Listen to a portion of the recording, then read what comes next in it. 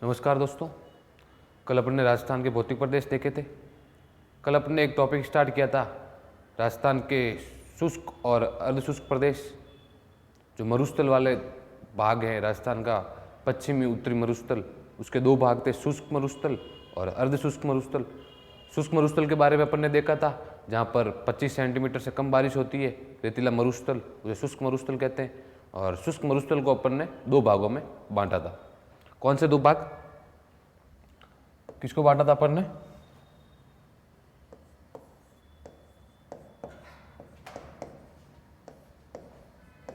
शुष्क मरुस्थल। शुष्क मरुस्थल को, शुष्क मरुस्थल वापस परिभाषा बता देता हूं आपको। शुष्क मरुस्थल जहां पर 25 सेंटीमीटर से कम वर्षा होती है, या वर्षा वाला क्षेत्र। ठीक है दोस्तों, 25 सेंटीमीटर से कम वर्षा वाला क्षेत्र शुष्क मरुस्थल। शुष्क मरुस्थल को दो भागों में बांटा था अपन ने। एक था अपना, सॉरी, अपन ये देख रहे थे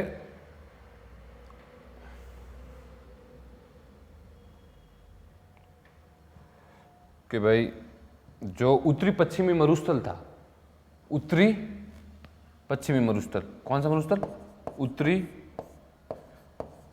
पश्चिमी मरुस्थल।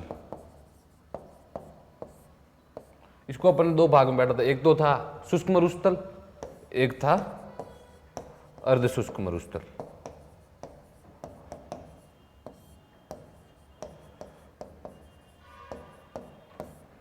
ठीक है दोस्तों, उत्तरी पश्चिमी मरुस्थल को कितने भाग में बांटा? शुष्क और अर्धशुष्क। शुष्क को मैंने बता दिया 25 सेंटीमीटर से कम वर्षा वाला क्षेत्र है, और अर्धशुष्क जो है कि 25 सेंटीमीटर से 50 सेंटीमीटर के मध्य वर्षा वाला क्षेत्र। ठीक है, अब अपन शुष्क के दो भाग देखेंगे।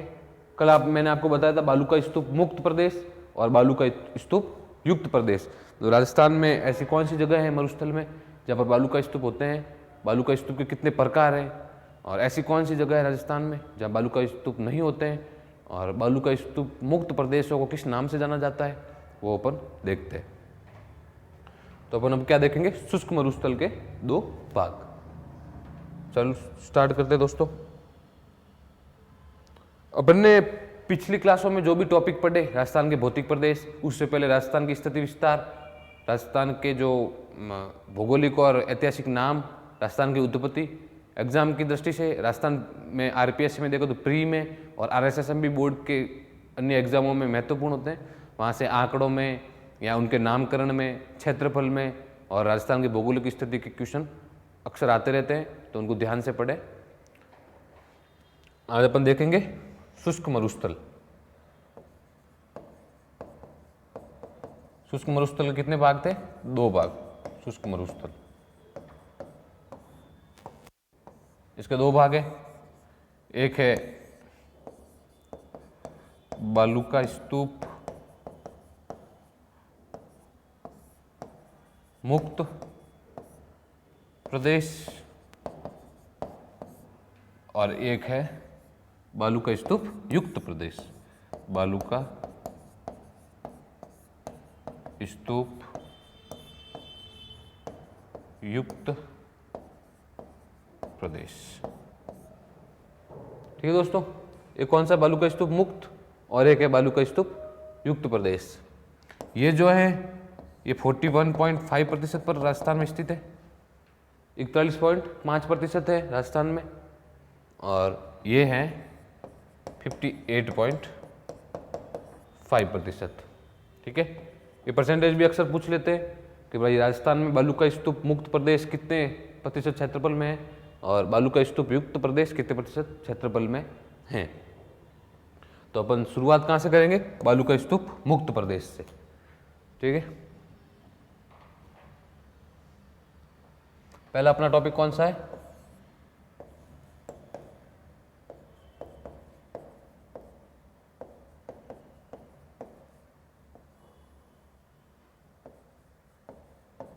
बालू का स्तूप मुक्त प्रदेश। कितने प्रतिशत क्षेत्रफल पर था? 41.5% क्षेत्रफल पर, मतलब बालू का स्तूप युक्त इससे ज्यादा है। इसको क्या बोलते हैं कि भाई राजस्थान में जहां जहां बालू का स्तूप नहीं होते हैं वहां इसकी उपस्थिति होती है। तो इसका परिभाषा है कि भाई राजस्थान में जहां जहां बालू का स्तूप नहीं होते हैं वहां पर एक पथरीला मरुस्थल पाया जाता है। उस पथरीले मरुस्थल को ही बालू का स्तूप मुक्त प्रदेश कहते हैं। तो क्या हो गया, मरुस्थल में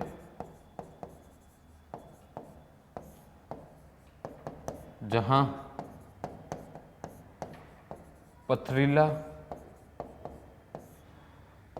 मरुस्थल या रॉकी सैंड्स कह सकते हैं इसे, रॉकी डेजर्ट मरुस्थल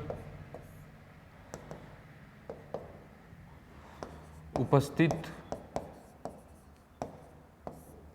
होता है। मरुस्थल में जहां कौन सा मरुस्थल स्थित होता है? पथरीला मरुस्थल। इसे क्या कहते हैं? बालू का स्तूप मुक्त प्रदेश, मतलब यहां पे बालू का स्तूप नहीं होते, उसे बालू का स्तूप मुक्त प्रदेश कहते हैं। और इसकी स्थिति कितनी है? 41.5% क्षेत्रफल पर। अब एक नाम आता है, ये जो पथरीला मरुस्थल या जो बालू का स्तूप जहां मुक्त प्रदेश है उसे एक नाम से पुकारते हैं, बहुत इंपॉर्टेंट नाम है, वो नाम है हमादा। क्या नाम है? हमादा। मतलब राजस्थान में जो जो क्षेत्र बालू का स्तूप मुक्त है, यहाँ जहाँ पर राजस्थान में पथरीला मरुस्थल पाया जाता है उसे हमादा नाम से जानते हैं। तो अगर प्री में हम हमादा के बारे में पूछ ले और कथन आ जाए तो अपन क्या देखेंगे? बालू का स्तूप मुक्त प्रदेश, या फिर जो पथरीला मरुस्थल वाला क्षेत्र है उसे क्या कहते हैं? हमादा। ठीक है, अब इसकी स्थिति देखेंगे भाई कौन कौन से जिलों में बालू का स्तूप मुक्त प्रदेश स्थित है।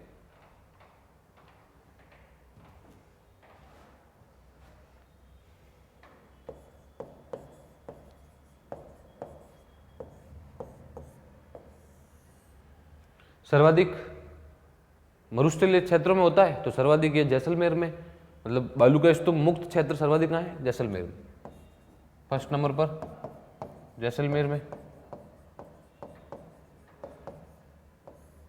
और जैसलमेर में क्षेत्र है, कौन कौन से क्षेत्र है?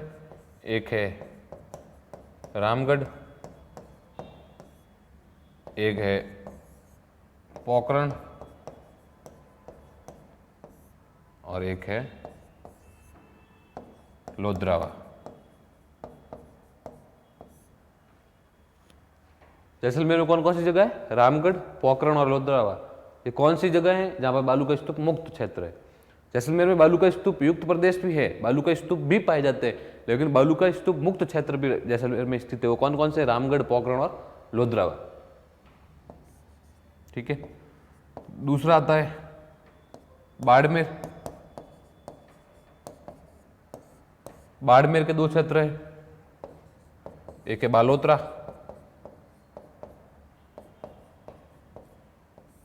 जहां लूनी नदी द्वारा बाढ़ आती है, नदियों में देखेंगे अपन बालोतरा, और एक है थोब। बाड़मेर में एक क्षेत्र है थोब और एक क्षेत्र है बालोतरा, वहां बालू का स्तूप नहीं पाए जाते हैं। तीसरा है जोधपुर।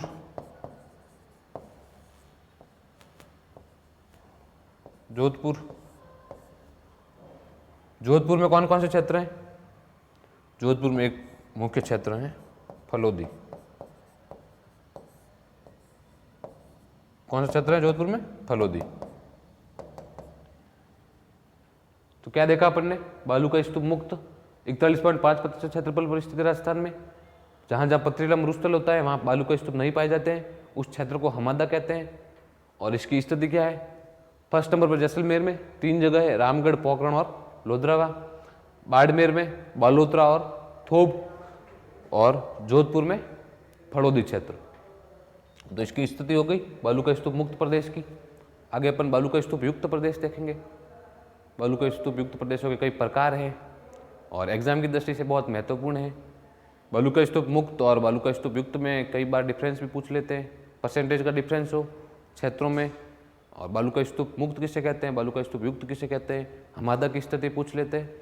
तो इन चीज़ों को ध्यान से पढ़ना। शुष्क ये किसके भाग थे, उत्तरी पश्चिमी मरुस्थल में शुष्क मरुस्थल के भाग में, जहाँ पर 25 सेंटीमीटर से कम वर्षा होती है।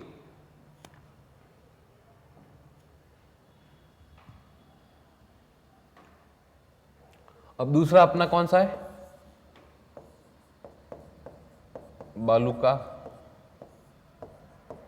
स्तूप युक्त प्रदेश। मुक्त पढ़ लिया अपन ने, अब कौन सा है दूसरा, युक्त प्रदेश।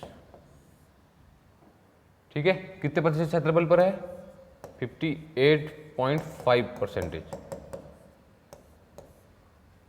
58.5% क्षेत्रफल पर ये स्थित है बालू का स्तूप युक्त प्रदेश। अब इसकी परिभाषा देखते हैं। इसकी परिभाषा क्या होगी, अपन देखते हैं कि जो मरुस्थल वाला क्षेत्र है वहाँ पर पवनों की गति तीव्र होती है और पवनें साल भर चालू रहती हैं, वहाँ पर हवाएं चालू रहती हैं।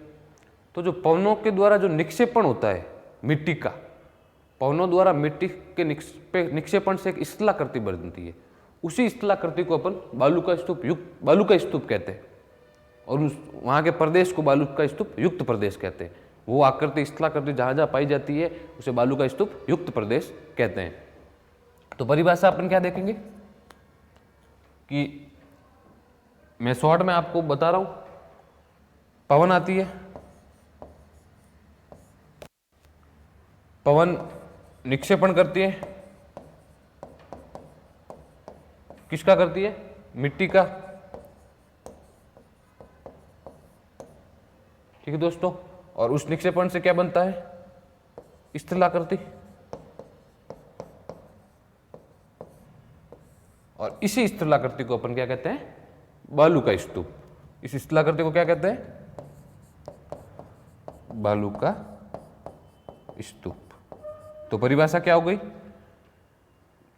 मरुस्थलीय क्षेत्रों में पवनों द्वारा मिट्टी का निक्षेपण द्वारा जो आकृति बनती है, जो स्थलाकृति बनती है, उसे अपन बालू का स्तूप कहते हैं और वहाँ के उस प्रदेश को बालू का स्तूप युक्त प्रदेश कहते हैं। और कितना प्रतिशत क्षेत्रफल पर है, 58.5% क्षेत्रफल पर। अब बालू का स्तूप के कई प्रकार हैं, कई स्थलाकृतियाँ अलग अलग बनाई गई हैं। कोई अर्धचंद्राकार है, कोई अनुप्रस्थ है, कोई अनुदैर्ध्य है, कोई तारानुमा है, कोई पैराबोलिक है। तो इनके बारे में एक एक करके पढ़ेंगे, एग्जाम की दृष्टि से महत्वपूर्ण है और प्री मेन से रिलेटेड क्वेश्चन अक्सर आते रहते हैं, तो ध्यान से देखें।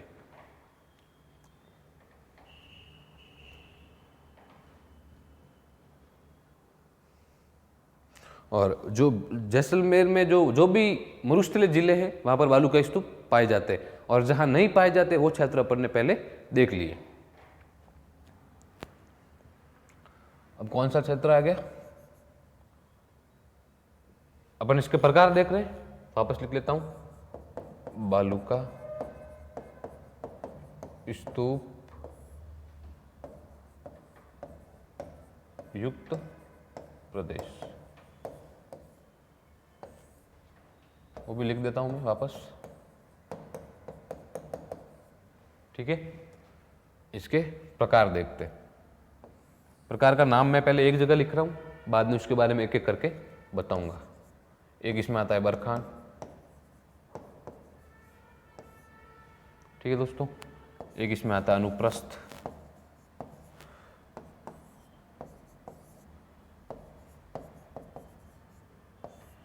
ठीक है, एक आता है अनुदैर्ध्य,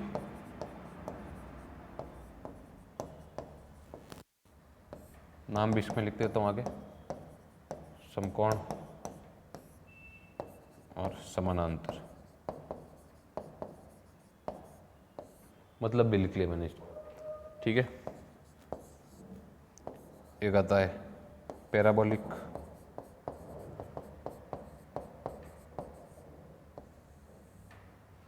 ठीक है दोस्तों, आगे देखते हैं। एक आता है सीप, ठीक है दोस्तों। एक आता है तारानुमा, एक आता है स्रबकापिस,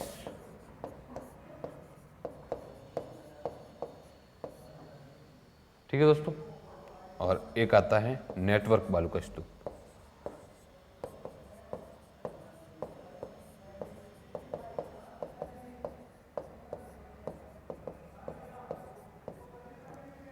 कौन कौन से हो गए?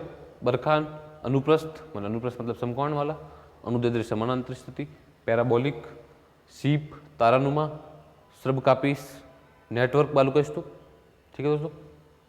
अब अपन ये कहाँ कहाँ स्थित है, इनकी आकृति कैसी है, ये पवनों के जमाव द्वारा कैसी आकृति का निर्माण करती हैं, उनके बारे में देखेंगे एक एक करके।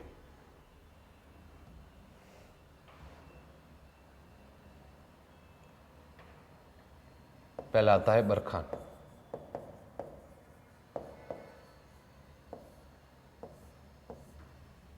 बरखान मरुस्थलीय क्षेत्रों में, बरखान की मैं परिभाषा बता रहा हूं कि भाई जो मरुस्थलीय क्षेत्रों में पवनें आती हैं, पवनें मिट्टी का निक्षेपण करती हैं, तो पवनों द्वारा जो मिट्टी का जमाव होता है वो अगर अर्धचंद्राकार आकृति में हो, इस आकृति में, अर्धचंद्राकार आकृति में, तो उस बालू का स्तूप को क्या कहते हैं? बरखान बालू का स्तूप।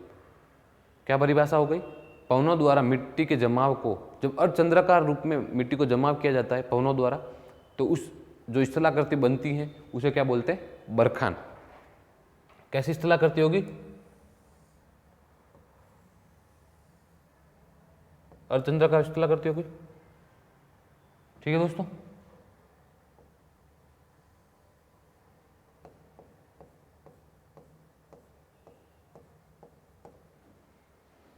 कैसी आकृति हो गई? इधर अपन पवन लिख देते,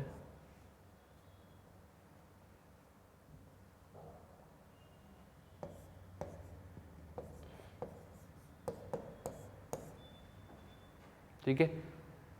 अपन उत्तल अवतल के बारे में पढ़ते हैं, तो ये जो यहाँ की स्थिति होती है ये होती है अवतल,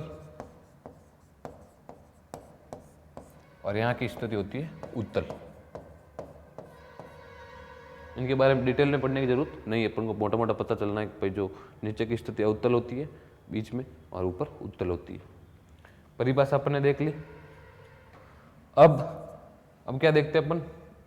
इसकी ऊंचाई दे रखी है, उसमें ऊंचाई इसकी 10 से 20 मीटर दे रखी है। क्या दे रखी है? 10 से 20 मीटर हाइट, ठीक है। और इसकी जो चौड़ाई दे रखी है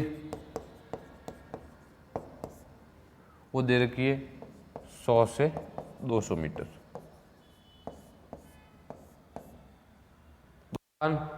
वे बालू का स्तूप पवनों द्वारा मिट्टी का जमाव जब अर्धचंद्राकार रूप में किया जाता है तो उन बालू का स्तूपों को क्या कहते हैं? बरखान बालू का स्तूप।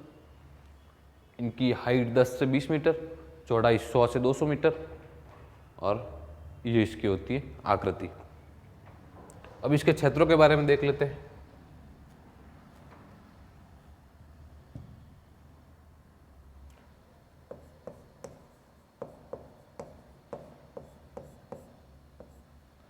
जो बरखान बालू का स्तूप का क्षेत्र है वो मुख्यतः राजस्थान का जो शेखावटी रीजन है, शेखावटी रीजन अपन ने पिछले पढ़ा था, शेखावटी रीजन, शेखावट द्वारा वंशित क्षेत्र। कौन कौन से क्षेत्र? सीकर, झुंझुनू और चूरू। तो जो शेखावटी वाला क्षेत्र है वो, वहां पर बरखान बालू का स्तूप की अधिकता होती है या स्थिति अधिक होती है।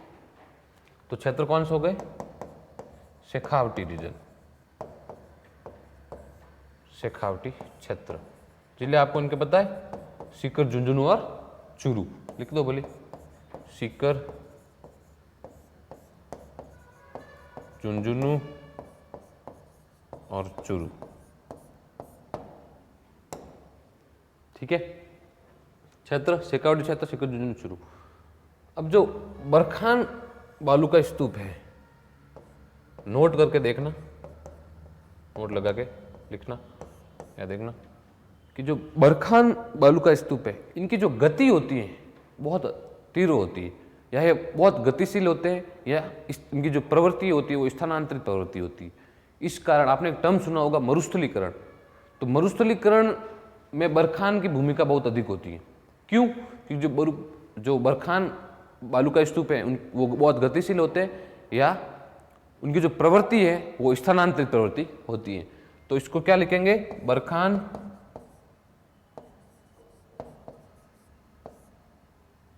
बहुत गतिशील या स्थानांतरित प्रवृत्ति के होते हैं।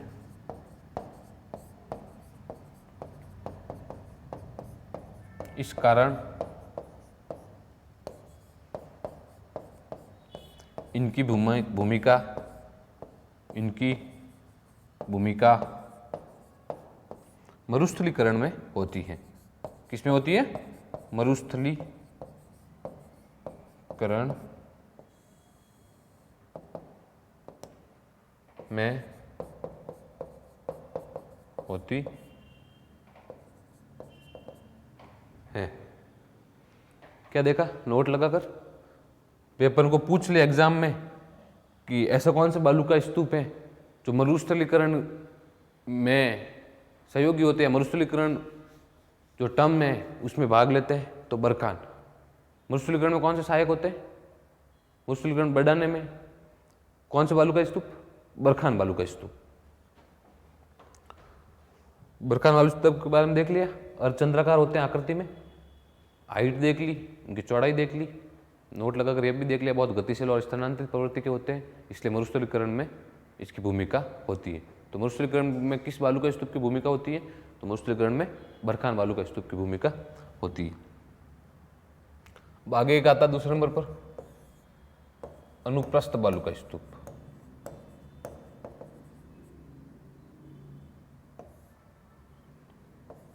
बालू का स्तूप। बालू का स्तूप टर्म्स आपको समझ में आ गई? क्या है भाई? कि भाई पवन द्वारा मिट्टी का निक्षेपण किया जाता है, मिट्टी को दूर दूर फैलाया जाता है, या मिट्टी की विभिन्न आकृतियां बनाई जाती है निक्षेपण द्वारा। उसी स्थलाकृति को अपन क्या कहते हैं? बालू का स्तूप। तो दूसरे नंबर पर अपन कौन सा पढ़ रहे हैं? अनुप्रस्थ बालू का स्तूप। अनुप्रस्थ का शाब्दिक अर्थ अपन को पता है, समकोण होता है अनुप्रस्थ का मतलब। तो इसकी परिभाषा क्या हो गई? इसकी परिभाषा क्या लिख सकते हैं कि भाई पवनों द्वारा अपने समकोण पर मिट्टी का जमाव करना। मिट्टी जब मतलब पवनों द्वारा मिट्टी का जमाव अपने समकोण पर किया जाता है, तो वहां पर अनुप्रस्थ आकृति के बालू का स्तूप का निर्माण होता है, मतलब समकोण की स्थिति में। तो क्या लिखते हैं? पवनों द्वारा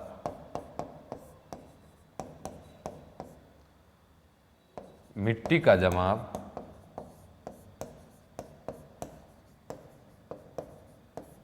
अपने जब से स्टार्ट करते हैं, जब पवनों द्वारा मिट्टी का जमाव अपने समकोण पर किया जाता है, समकोण पर किया जाता है, तो उसे क्या कहते हैं? अनुप्रस्थ बालू का स्तूप। आकृति कैसी हो जाएगी? समकोण ऐसे होती है, पवनें ऐसे चलेंगी, आकृति लगभग ऐसे बन जाएगी।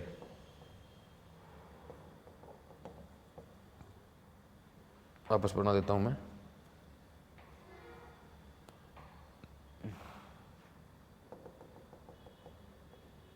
पवन लगभग ऐसी आकृति बन जाएगी। ठीक है, कौन से हो गए? अनुप्रस्थ बालू का स्तूप। ये पवन समकोण की स्थिति। ठीक है दोस्तों, अनुप्रस्थ का मतलब ही क्या होता है? समकोण की स्थिति। जब पवने द्वारा मिट्टी का जमाव अपने समकोण पर किया जाता है, तो अनुप्रस्थ बालू का स्तूप का जो स्थलाकृति बनती है उसे अनुप्रस्थ बालू का स्तूप कहते हैं। क्षेत्र देख लेते हैं। ये जो है ये मुख्यतः जोधपुर और बाड़मेर क्षेत्र में पाए जाते हैं। कौन क्षेत्रों में? जोधपुर और बाड़मेर क्षेत्रों में। कौन से? अनुप्रस्थ बालू का स्तूप, जोधपुर और बाड़मेर क्षेत्रों में। तीसरे नंबर पर कौन सा बालू का स्तूप आता है? थर्ड नंबर पर कौन सा बालू का स्तूप आता है? क्या क्या देख लिया अपन ने? बरखान देख लिया, अनुप्रस्थ देख लिया, अब आता है अनुदैर्ध्य। ये इसके विपरीत होगा अनुप्रस्थ के, अनुदैर्ध्य। अनुदैर्ध्य की स्थिति क्या होती है? समानांतर। स्थिति क्या हो गई? समानांतर। कौन से बालू का स्तूप है? अनुदैर्ध्य बालू का स्तूप। तो अनुदैर्ध्य बालू का स्तूप कैसे बनेंगे?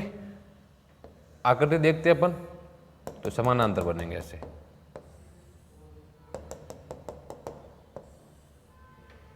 ठीक है दोस्तों, तो अब इसमें परिभाषा क्या होगी?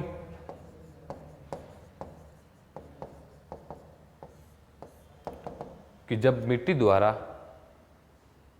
पवनों द्वारा मिट्टी का जमाव समानांतर स्थिति में किया जाता है तो कौन से बालू का स्तूप का निर्माण होता है? अनुदैर्ध्य बालू का स्तूप। ठीक है, परिभाषा लिखूं मैं? चलो लिख लेता हूं।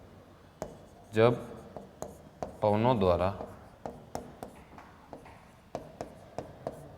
मिट्टी का जमाव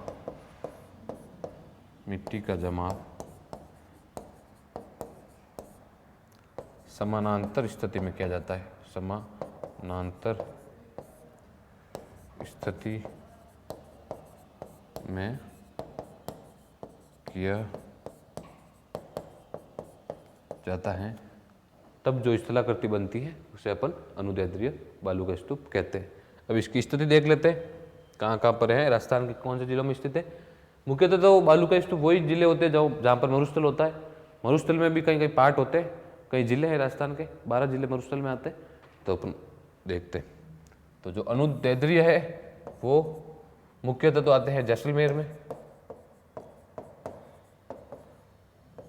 कहाँ स्थित होते हैं? मुख्यतः जैसलमेर में।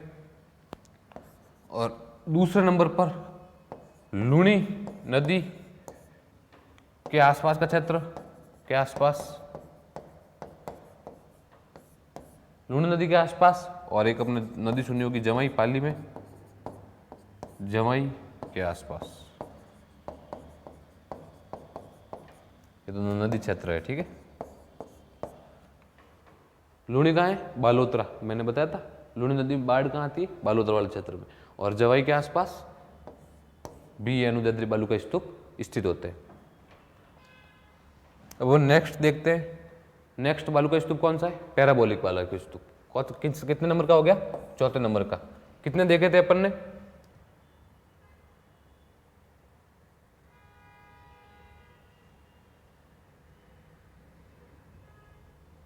बरखान देख लिया, अनुप्रस्थ देख लिया, समकोण वाली स्थिति, अनुदैर्ध्य देख लिया, समानांतर।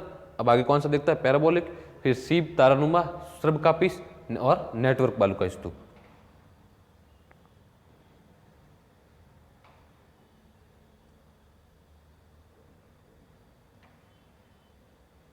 तो अब चौथे नंबर पर कौन सा आ गया? पैराबोलिक।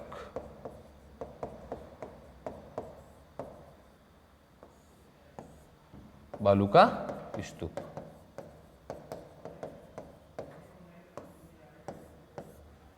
ठीक है दोस्तों, अपन ने बरखान के बारे में देखा था, बरखान बालू का स्तूप के बारे में।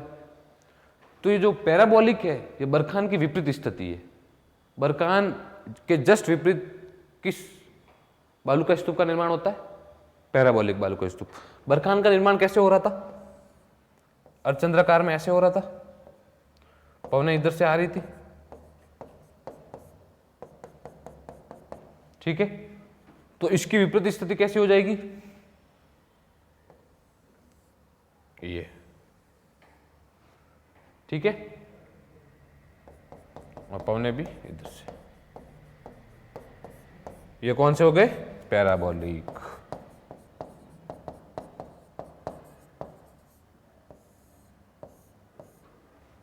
ठीक है दोस्तों, बरखान की विपरीत स्थिति हो गई, पवनें इधर से आ रही थी, इसमें इधर से आ रही है, बरखान इस दिशा में था, ये इस दिशा में, एकदम विपरीत हो गया, तो इसको बोलते हैं पैराबोलिक बालक स्तूप। तो अब क्या बोलते हैं इससे, क्या बोलते हैं जो पवने, ये भी अर्धचंद्राकार ही है लगभग, इसका जो आकार होता है ना वो हेयर पिन के जैसे होता है, जो महिलाओं के बालों की हेयर पिन होती है उसके आकार का इसे बोल सकते हैं। तो मिट्टी का जमाव किस प्रकार होगा, बरखान के विपरीत स्थिति में। ठीक है दोस्तों, पैराबोलिक हो गया। पैराबोलिक के क्षेत्र कौन से हो गए,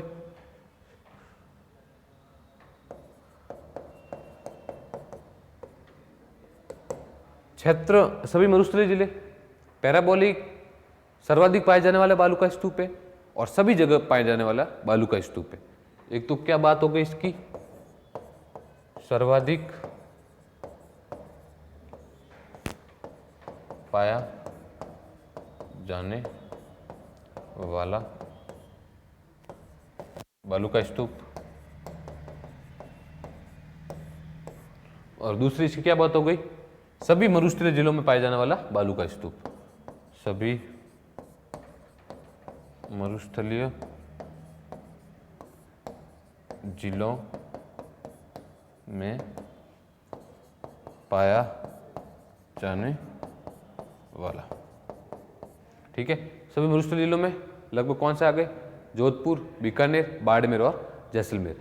कौन कौन जिले आ गए, जोधपुर, बीकानेर, बाड़मेर और जैसलमेर। कौन कौन जिले, जैसलमेर से स्टार्ट करो, जैसलमेर, बाड़मेर, बीकानेर और जोधपुर। ठीक है, चारों जिलों में पैराबोलिक उपस्थित होते हैं। अब नेक्स्ट कौन सा आएगा, नेक्स्ट है 5वें नंबर का सीप। कौन सा बालू का स्तूप है, सीप बालू का स्तूप।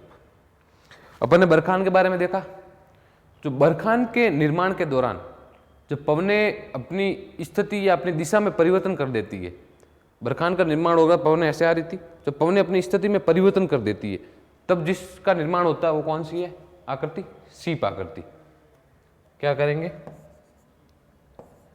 बरखान परिभाषा लिख रहा हूं मैं, बरखान के निर्माण के दौरान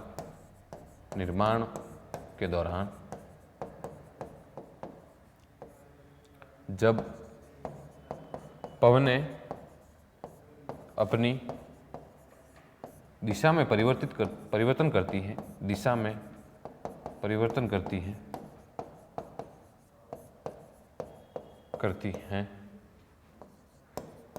तब सीप बालू का स्तूप का निर्माण होता है, सीप का निर्माण होता है। ठीक है, क्या हो गया, बरखान के निर्माण के दौरान जब पवनें अपनी दिशा में परिवर्तन करती हैं तब जिस बालू का स्तूप का निर्माण होता है उसे क्या कहते हैं, सीप। आकृति में आपको बताता हूं, यहां पे ये तो था अपना बरखान, ये क्या था, बरखान अर्धचंद्राकार। अब सीप कैसे बनेगा, समझ लो ये पवनें इधर से आ रही थी, ठीक है, अब पवनें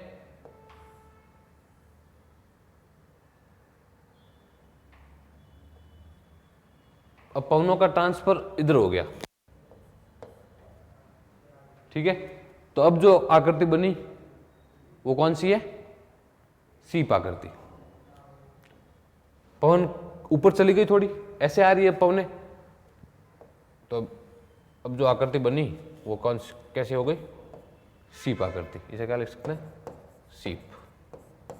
तो इसकी क्या परिभाषा हो गई, बरखान के निर्माण के दौरान जब पवनें अपनी दिशा में या स्थिति में परिवर्तन करती हैं तो जिस आकृति का निर्माण होता है उसे सीप कहते हैं। अब इनसे रिलेटेड एक बरखान और सीप से रिलेटेड एक बहुत महत्वपूर्ण क्वेश्चन बनता है, वो अपन देखते हैं। RS प्री में आ रखा है,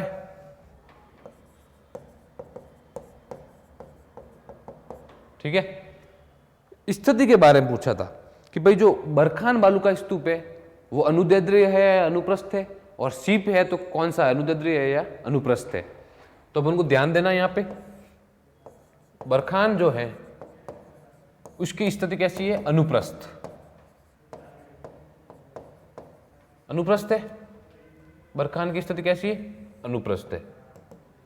ठीक है, मतलब पवने एकदम सीधी समकोण की स्थिति में है, और जो सीप है वो अनुदैर्ध्य स्थिति में है। कौन सी स्थिति में है, अनुदैर्ध्य।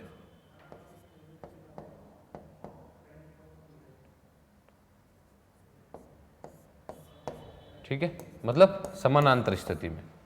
कैसी स्थिति में, समानांतर स्थिति में। तो बरखान और सीप में पूछे, बरखान कैसी स्थिति में, बरखान में अनुप्रस्थ और सीप अनुदैर्ध्य या समानांतर। यहां पर अगर लिख दो समकोण और समानांतर। ठीक है, ये हो गया सीप बालू का स्तूप। कितने देख लिया अपन ने, बरखान देख लिया, अनुप्रस्थ देख लिया, अनुदैर्ध्य देख लिया, पैराबोलिक देख लिया और सीप देख लिया, 5 देख ली। अब नेक्स्ट कौन सा है, तारानुमा बालू का स्तूप।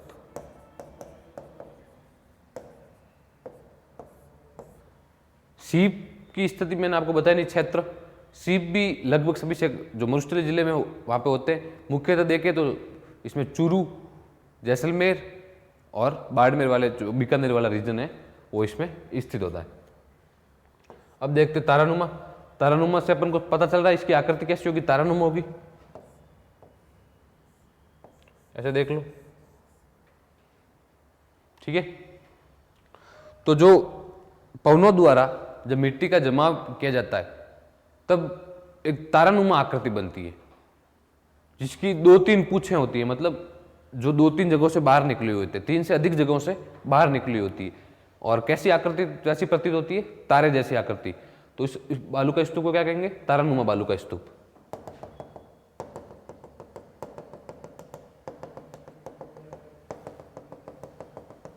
ठीक है, क्या होगा, तारानुमा बालू का स्तूप। ठीक है दोस्तों, परिभाषा, मिट्टी का जमाव इस तरीके से होता है कि तारानुमा आकृति बनती है। इसी कारण से क्या कहते हैं, तारानुमा बालू का स्तूप। या मिट्टी का जमाव इस प्रकार होता है कि भाई 2-3 जगहों से वो आकृति बाहर निकलती है, 3 से अधिक जगहों से बाहर निकलती है, इस कारण से कहते हैं तारानुमा बालू का स्तूप।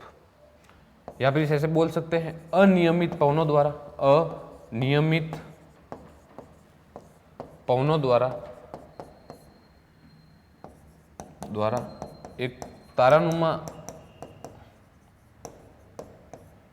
या एक स्थलाकृति बनाई जाती है, स्थलाकृति बनाई जाती है। ठीक है, तो इसी का कहते हैं तारानुमा बालू का स्तूप। हो गया। अब इसकी स्थिति, इसके क्षेत्र बहुत महत्वपूर्ण है। क्षेत्र अक्सर एग्जाम में आते रहते हैं, बहुत महत्वपूर्ण है। तारानुमा बालू का स्तूप कौन से क्षेत्रों में पाए जाते हैं, राजस्थान के कौन से जिलों में पाए जाते हैं, वो अक्सर एग्जाम में पूछे जाते हैं, RSSMB बोर्ड हो या RPSC बोर्ड हो। तो क्षेत्र देख लेते हैं अपन यहीं पे। क्षेत्र सर्वाधिक तो होते ही है जैसलमेर में, फर्स्ट नंबर पर आता है। सर्वाधिक कहाँ होते हैं, जैसलमेर में। दूसरा अपन देखें तो आपने नाम सुना होगा सूरतगढ़, थर्मल पावर प्लांट है, ऊर्जा के क्षेत्र में इसका बहुत नाम है। तो सूरतगढ़ कहाँ है, गंगानगर में। यहाँ पर तारानुमा बालू के स्तूप पाए जाते हैं। सेकंड नंबर पर क्या हो गया, सूरतगढ़। और थर्ड नंबर पर जैसलमेर, सूरतगढ़ और बीकानेर। थर्ड नंबर पर कौन सा हो गया, बीकानेर। ठीक है, तारानुमा बालू का स्तूप के क्षेत्र बहुत महत्वपूर्ण है, जैसलमेर, सूरतगढ़ और बीकानेर। अनियमित पवनों द्वारा तारानुमा आकृति बनाई जाती है। यहाँ 2-3 जगहों से एक ऐसी आकृति बनती है जो 2-3-4 जगहों से बाहर निकली हुई होती है, इसे तारानुमा बालू का स्तूप कहते हैं। और क्षेत्र जो जिले हैं वो फर्स्ट में आता है जैसलमेर, दूसरे में गंगानगर में सूरतगढ़ स्थान है, और तीसरे नंबर पर बीकानेर। 6 हो गए।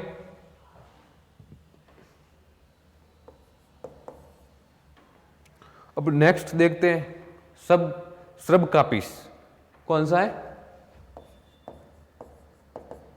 स्रबकापीस।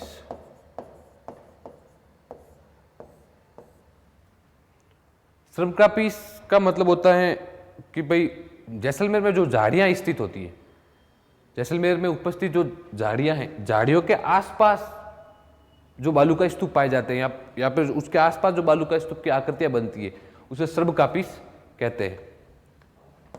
कैसे देख लेते हैं। इसलिए जैसलमेर में ये झाड़ियां उपस्थित है, इनके आसपास जो बालू का स्तूप का निर्माण होता है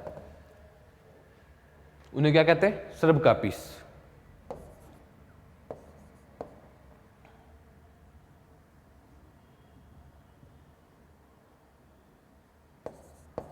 झाड़ियों के आस पास बनने वाले बालू का स्तूप को क्या कहते हैं, स्रबकापीस। इसमें मुख्यतः जिले कौन से हैं, मुख्यतः वही मरुस्थलीय जिले हैं, जैसलमेर, बाड़मेर और कौन सा है, जोधपुर। ठीक है, जैसलमेर, बाड़मेर और जोधपुर किसमें, स्रबकापीस में। झाड़ियों के आसपास बनते हैं, इनकी स्थिति कहां होती है, झाड़ियों के आसपास। लास्ट में अपना आता है कितना, 8वें नंबर का हो गया, नेटवर्क बालू का स्तूप।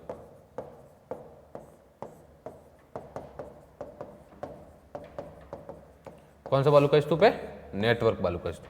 नेटवर्क बालू का स्तूप का मतलब कई सारे बालू का स्तूप आपस में जॉइंट में रहते हैं, आपस में जुड़े रहते हैं, इसी कारण ये जुड़कर एक नेटवर्क का निर्माण करते हैं। इस कारण से क्या कहते हैं, नेटवर्क बालू का स्तूप। मरुस्थल में स्थित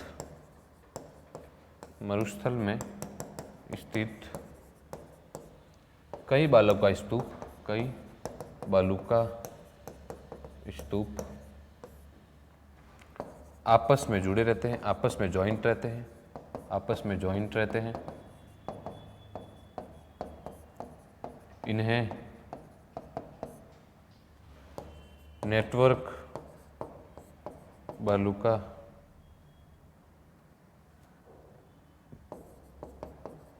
का स्तूप कहते हैं। ठीक है, वही मरुस्थलीय जिले जहाँ जहाँ ये उपस्थित होते हैं, जॉइंट में होते हैं, कई बालू का स्तूप जुड़े रहते हैं आपस में, उन्हें क्या कहते हैं, नेटवर्क बालू का स्तूप। तो अपना बालू का स्तूप युक्त प्रदेश हो गया। बालू का स्तूप मुक्त अपने देख लिया था, ये किसके भाग है, शुष्क के भाग है। आगे वाला भाग अपना कौन सा रहेगा, अर्ध शुष्क। तो आज अपने क्या क्या देखा,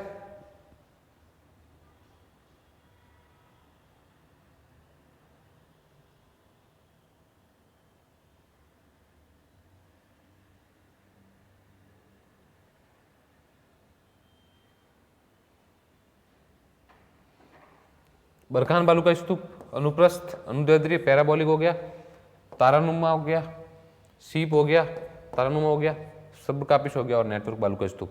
बालू का स्तूप युक्त प्रदेश देख लिए, 58.5% पर थे। बालू का स्तूप मुक्त अपने देख लिए थे, 41.5% क्षेत्रफल पर थे। क्या कहते हैं पथरीले मरुस्थल को, हमादा। तो ये हमादा ध्यान रखना, बालू का स्तूप युक्त प्रदेश ध्यान रखना। आगे अपन देखेंगे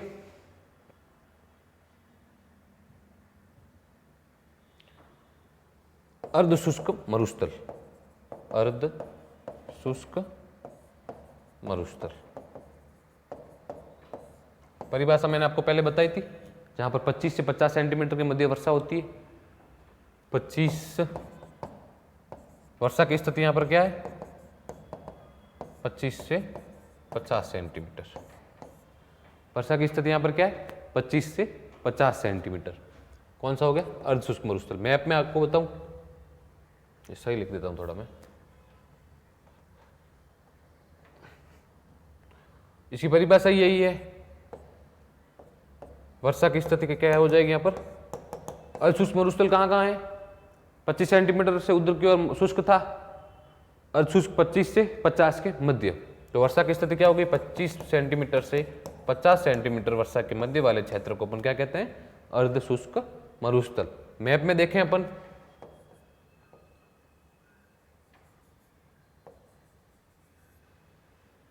जो ये अरावली रीजन है, अरावली इधर अपना पूरा राजस्थान है। और ये हो गया था शुष्क, ये क्षेत्र कौन सा हो गया, अर्ध शुष्क।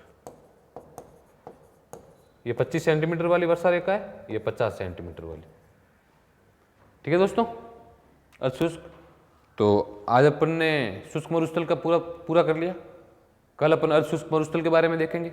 अर्ध शुष्क मरुस्थल में को 4 रीजनों में बांटा गया है, जैसे लूनी प्रदेश हो गया, घग्गर बेसिन हो गया, नागौर उच्च भूमि हो गया और शेखावटी अंतर्प्रवाही क्षेत्र हो गया। तो इन क्षेत्रों को अपन कल देखेंगे। तब तक के लिए अलविदा दीजिए। नमस्कार, जय हिंद, जय भारत।